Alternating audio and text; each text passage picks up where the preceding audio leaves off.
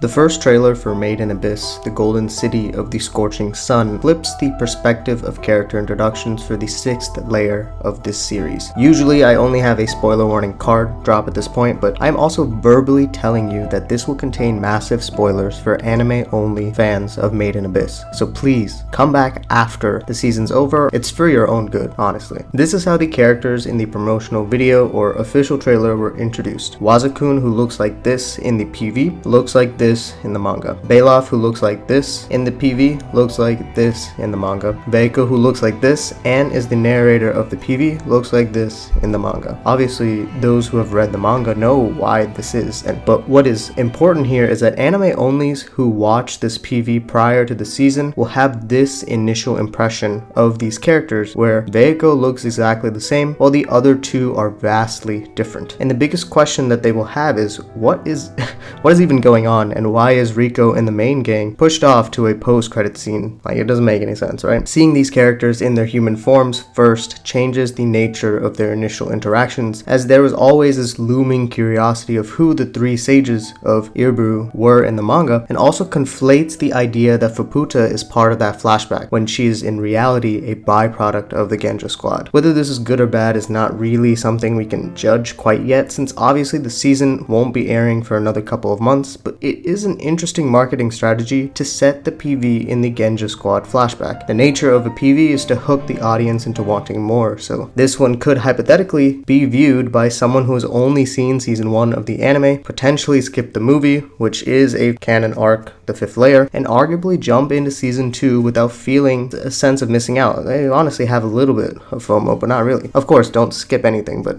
this is a valid reality. I don't watch PVs unless it's a series I've read the manga for previously, because they do a pretty terrible job of promoting and do a much better job of just spoiling, especially the ones that I've watched a couple years ago. But it's really important to talk about this method of marketing because it's the initial impression, and that's so valuable since not everyone has a ginormous plan to watch list or a lot of mutuals on Twitter that voice their opinions on seasonal. So like, I don't have to research that heavily on what I will probably watch every season for anime, but not everyone has that privilege. So the fact that those main forms of promotion could be spoiling, especially when it comes from companies, is not necessarily concerning, because what I consider as a spoiler is vastly different from what someone else considers as a spoiler. So regardless of if they feel spoiled or not, this is their first impression. And those that don't watch PVs will probably watch some of the big AniTubers like Gigax, what I'll be watching for 2022, or all these like pre-seasonal videos that come out every 3 months, or on TikTok or something like that. Like, that's where people get their source for what to watch. And if that source is potentially filled with spoilers, does it ruin the initial excitement of watching the first episode of a season not knowing anything? One of the big examples of that is probably Sunny Boy within the last year. So yeah, I'm super excited for Made in Abyss season 2, and I only have one video planned, which will be a remake of this one with anime visuals, but let me know in the comments down below how PVs affect your viewing experience.